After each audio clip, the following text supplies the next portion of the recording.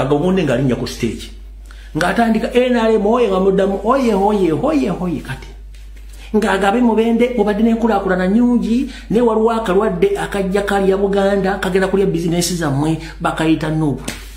ngamugamba Kagabo sinike ebinnyo Kagabo lingange mbate butasupu kuchoto ye wasomera obusawo tuvire vako waliwo enkubuliza bobanga lale yabadde ya NRM lwaki bayogedde ku nupu nga bajogerako ebibi ate aba NRM bali mu audience baganye ne Kagabo okwogera mugoba ku stage n'omuzino bagumujjako kitegeeza Museveni byasiba bikutuka ekibayita okuuma lubogonga lubaale mubbe bulijjo mwebuuza olugero olwo bakita okuuma lubogonga lubaale mubbe oyinza okubanga oyina ekibbo ky'abalongo naye nga abalongo babuukadda oyinza okuba oyina ekibbo kya lubaale nga bakikulekera naye nga empewo tezikyasobola kutuula muntu zagenda dda kati kibayita okuuma lubogonga lubaale mubbe bakugera ali nga bwe bamusasudde amaze okulya alidda bali bakuba n'empi nga batera kona omanyi kati babakuleetera abayimbi ne bakuwa emmere ne bakusasula n'ozinira bwereere kati bibatuusa okuwa Kagabo okwogera bamugambye genda yirwaki mukaviri mwaka naye mbadde njala bawa forensic mutegere bulungi nnyo kati wulira omubaka wa Bukoto South abantu b'emubende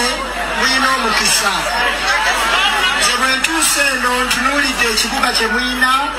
ne ngamba bannange mulina omukisa ng'omutende ogubeera mu musenyu n'olwekyo njagala obbategeeza nti waliwo akalwadde akaali kajja kalya era ne wano mu mubende kabadde kajja katandika okukola ki akalwadde ako bakayita nuupu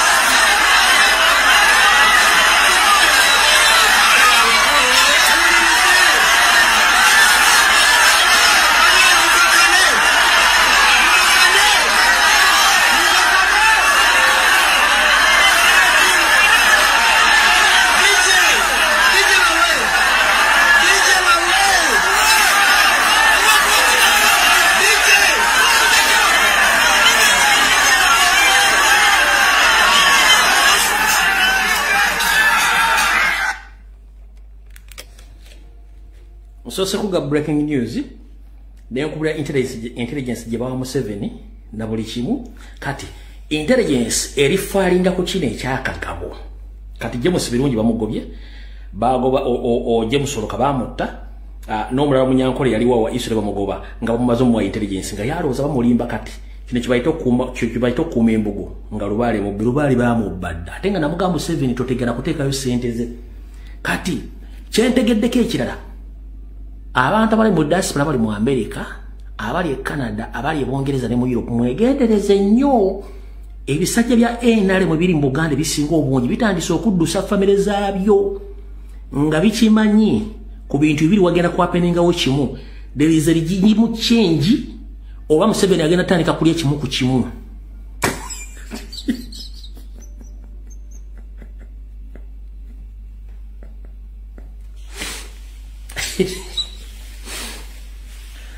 ate oba nnyumirwa kati biri mwenna abali mu America abali e Canada abali e UK ne mu Europe mugenda tandika okulya nti gundi yalese already bazifulumiza dda balina possibility there is a forceful regime change oba sikyo before that Museveni agenda tandika okulya bino ebisajja bya NRM mu Buganda kimu ku kimu ebimu bye sente ze ate bana abasajja Museveni akimanyi bana abasajja bamufera bufezi bamubba kukyeka wempe bamukole bati bamugeka wempe tune emitwalo aga teyaweza wadde 10 olw'abalonzi ne bamugamba ekitabo kya NRM ekwetola eggwanga kirina miliyoni 21 ez'abalonzi ba supporters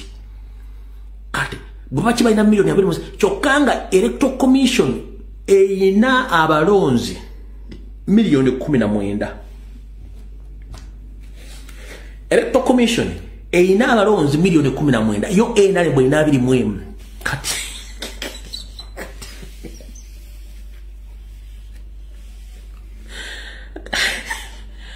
Museveni ayagala bili ya kimu atenga akimendi bamufera bufezi kati batandise okuddusa abaana family ze bazifulumya bafulumya abaana baabwe be mumanyi be tumanyi era woli mu America onzo kula ku family za abantu abo nga bazifulumiza mumulindeko mugenda kirabako so awatuvudde osagala tuwewo njagadde mutegere bulungi nnyo konsongezigira maaso kansoke malo genda mu kitabo eno bweva mu kitabo beni tulioke tujje wano maitu itambwango bode tuyina butono nnyo kansubira nti Mr. President Jose bakano bakabunjara obubaka buno buli bulungi nnyo Mr. President jebarako jotusake nga Mr. Robert Chagulanyi Center kansubira nti oli bulungi n'abakulembeze ba National Platform mwenna njalo tegeza bana Uganda mwenna ebifudde mu kotu babitedde ku social media court e Masaka egambye nti okunonyereza kuwedde